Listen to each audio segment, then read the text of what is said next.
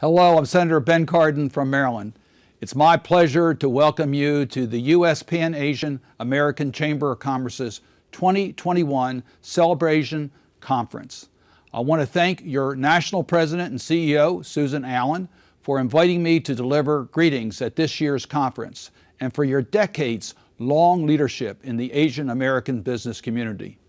The theme of this year's conference is Together Tomorrow, which is a fitting theme as we in Congress work on policies to bring about an inclusive economic recovery that reaches all communities. As chair of the Senate Small Business Committee, my top priority is on building federal capacity to support our nation's small businesses, especially those in underserved and underbanked communities. When I meet with small business owners, their top concern is always access to affordable capital and credit, followed closely by access to business mentorship and technical training. That is why I have introduced legislation to establish an Office of Emerging Markets within SBA to ensure that all of SBA's capital access initiatives are tailored to meet the specific needs of underserved entrepreneurs. It is why I have long pushed to make SBA 7A Community Advantage pilot program permanent. Community Advantage allows microlenders, CDFIs, and other mission lenders to make 7A loans.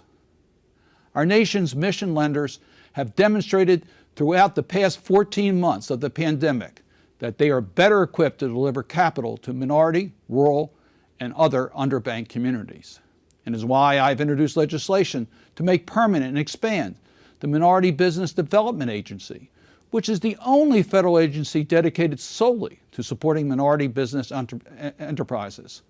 My home state of Maryland is home to 2 MBDA centers, an advanced manufacturing center in Baltimore and a federal procurement center in Silver Spring.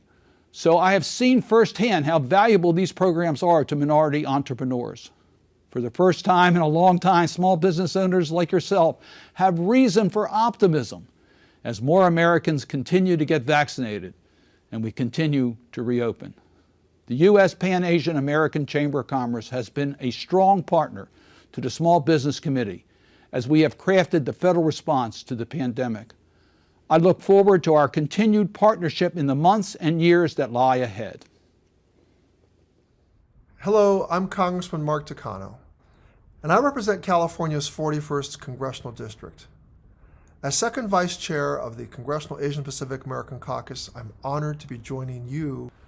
Over the last year, the COVID-19 pandemic posed a great challenge to our Asian American and Pacific Islander communities. To address the rise in hate and to support AAPI communities, my colleagues and I pushed for bold legislation to address anti-Asian hate crimes by improving data collection among law enforcement agencies. Recently, Congress passed the COVID-19 Hate Crimes Act, a bill I co-sponsored to ensure that all hate crimes are addressed and to ensure that perpetrators are held accountable.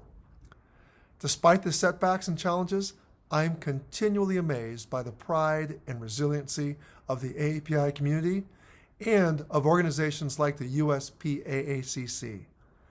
For 35 years, USPAACC has fostered a unified voice for ambitious entrepreneurs to have the resources they need to run successful businesses. It is no secret that the pandemic was incredibly detrimental to our economy, and specifically to small businesses. Many small business owners were forced to close their doors permanently due to failure to pay rent or overhead bills. In addition to financial burdens, small businesses owned by Asian Americans and Pacific Islanders were confronted with racist vandalism and hate crimes. This left many without peace of mind and fearful for their businesses. But violence and hate will not stop the AAPI community or any other community from living freely in our country. In Congress, I'll be a strong advocate for small businesses and fight for the AAPI community. I'll always speak out against anti-Asian xenophobia and hate. I will call upon our government to recognize and acknowledge the injustices that the AAPI community is facing, and I'll demand accountability and justice. I applaud USP-AACC for their admirable work to protect and support businesses in the AAPI community. In Congress, I'll be a strong advocate for small businesses and fight for the AAPI community. I'll always speak out against anti-Asian xenophobia and hate. I will call upon our government to recognize and acknowledge the injustices that the AAPI community is facing, and I'll demand accountability and justice. I applaud USP-AACC for their admirable work to protect and support businesses in the AAPI community. Our community has come so far, and with the help of USP-AACC, we'll continue to persevere and go farther. I'm Congressmember Judy Chu, and as a member of the House Ways and Means Committee, House Small Business Committee, and as chair of the Congressional Asian Pacific American Caucus, or what we call KPAC, I'm so happy to help welcome you to the U.S. Pan-Asian American Chamber of Commerce's Celebration National Conference. I especially want to thank the U.S. Pan-Asian American Chamber of Commerce for holding this important conference and for all you've done to support our community through this difficult year. From your Southeast Regional Chapter buying 3,000 meals to help support Asian, Black, and Hispanic-owned restaurants, to helping bring needed N95 masks into the country duty-free, I'm so grateful for your leadership. In addition to the spike in hate crimes, our communities are also experiencing disproportionately high infection and mortality rates from the coronavirus, and AAPI small businesses have struggled as well. Even before there were stay-at-home orders, misinformation and xenophobia about the coronavirus caused Asian-owned businesses to lose customers and revenue. And that has contributed to higher than average rates of small business closures and long-term unemployment in our communities. That's why I fought so hard for things like the Paycheck Protection Program, and it's why I pushed the Small Business Administration to ensure all resources were translated into Asian languages so that AAPI entrepreneurs who are not proficient in English could still access this aid. And thanks to President Biden's bold American Rescue Plan, small businesses have even more resources to help them through the end of the pandemic. And as a member of the House Small Business Committee programs, I'm excited to get to work to ensure that small businesses are not left behind in this historic overhaul of our country's infrastructure. And I'm also committed to ensuring that Asian Americans are safe from prejudice and bigotry.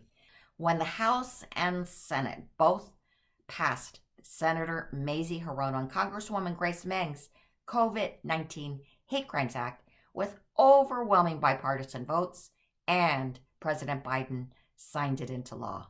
So thank you again for all that you're doing to support our AAPI and small business communities, and enjoy the rest of the conference. Hello, I'm Congresswoman Young Kim, representing California's 39th Congressional District. I want to thank the U.S. Pan-Asian American Chamber of Commerce for having me today. As one of the first Korean American women to serve in Congress, a former small business owner, and a member of the House Small Business Committee in Congress, I am very excited to be able to be with you all virtually at your Celebration National Conference.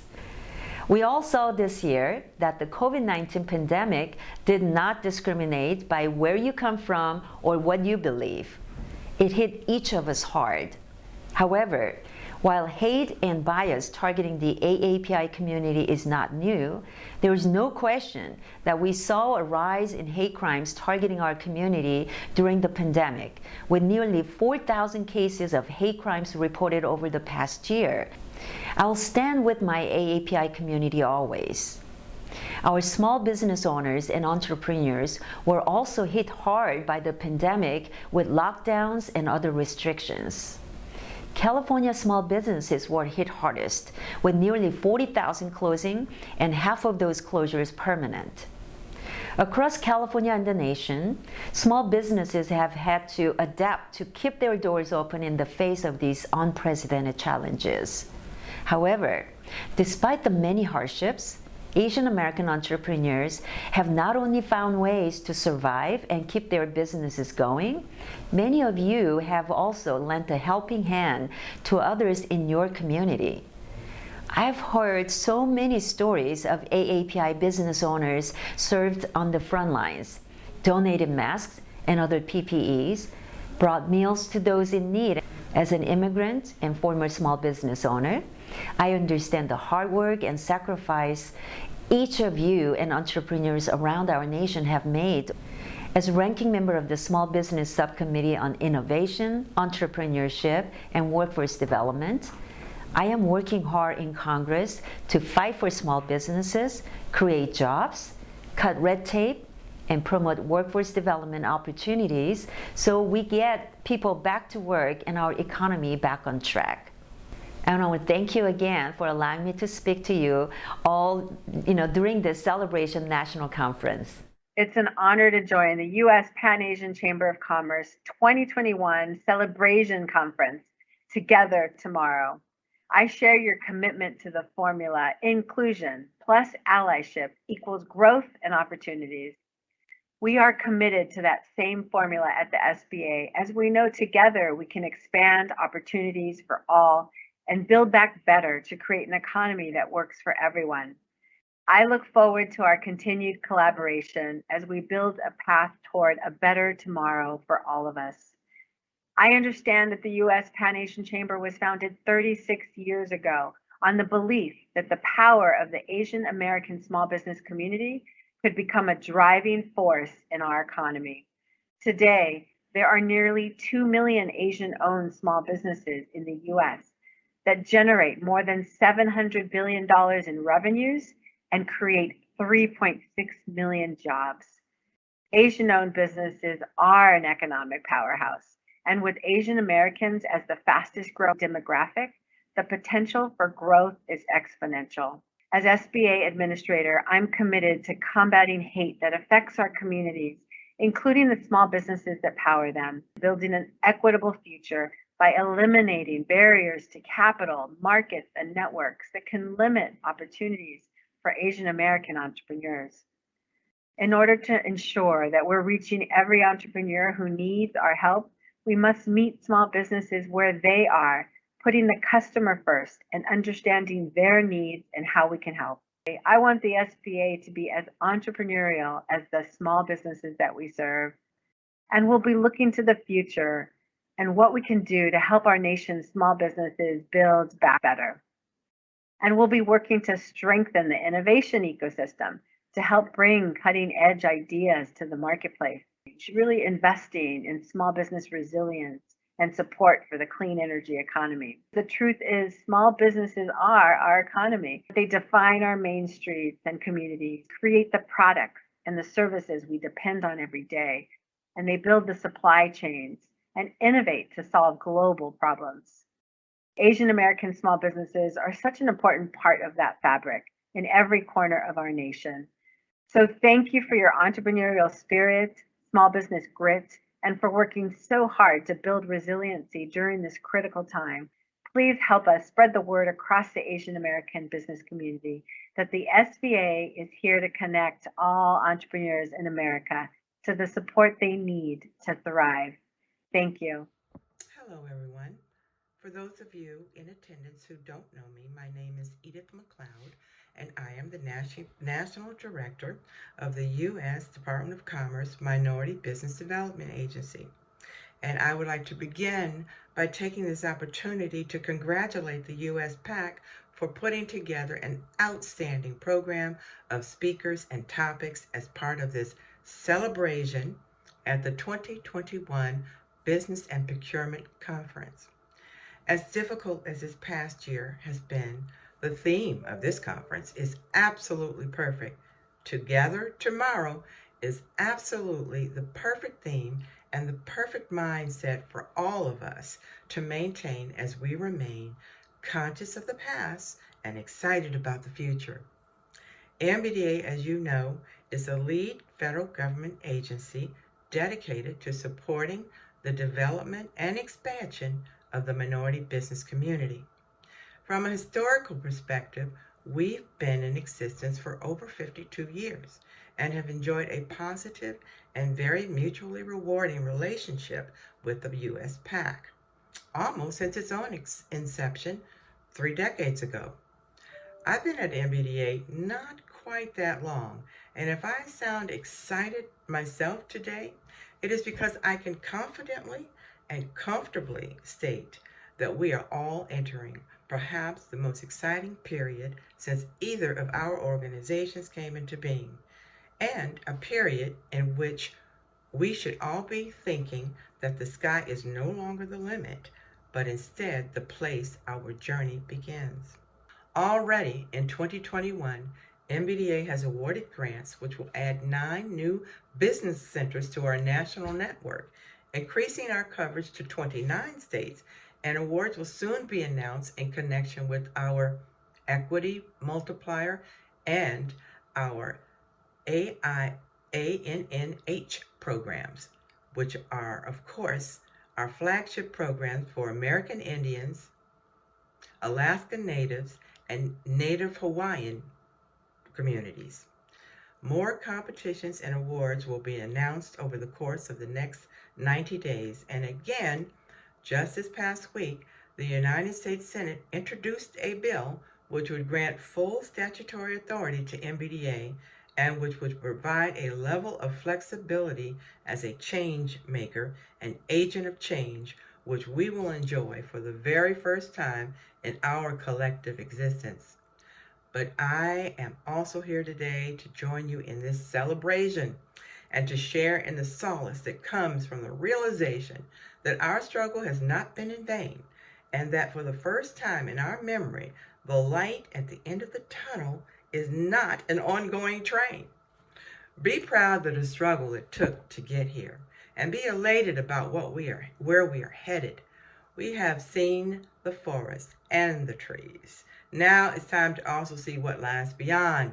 Together, not just tomorrow, but together forever. Thank you, and have an incredible rest of the conference. Thank you very much, Susan. And many thanks to your excellent team and all of the members who are gathered here today for the 2021 National Conference of the United States Pan-Asian Chamber of Commerce. My name is Erika Moritsugu. I serve as the Deputy Assistant to the President and the Asian American, Native Hawaiian, and Pacific Islander Senior Liaison at the White House. It is my privilege and honor to deliver a message from Joe Biden, President of the United States. I send my best wishes to all those participating in the 2021 National Conference of the United States Pan-Asian Chamber of Commerce.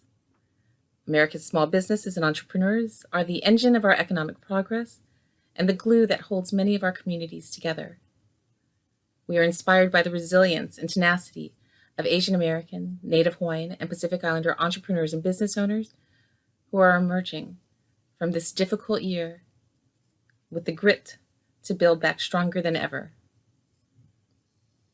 Members of the Asian American, Native Hawaiian, and Pacific Islander communities courageously served on the front lines of the COVID-19 pandemic and came together in solidarity to denounce xenophobia and combat the hate that tragically increased during the pandemic. I signed the COVID-19 Hate Crimes Act into law to address this crisis, and my administration will continue to stand up against the ugly poison of xenophobia that plagues our nation, because hate has no safe harbor in America. United, we lift up the dignity, safety, and equality of all people. The support and mentorship of organizations like US PAC are crucial to continuing to rebuild our economy and forge a better future for all Americans.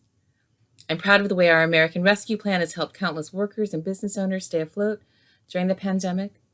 I'm also working with Congress to pass the American Jobs Plan, which will reimagine and rebuild an American economy that works for everyone.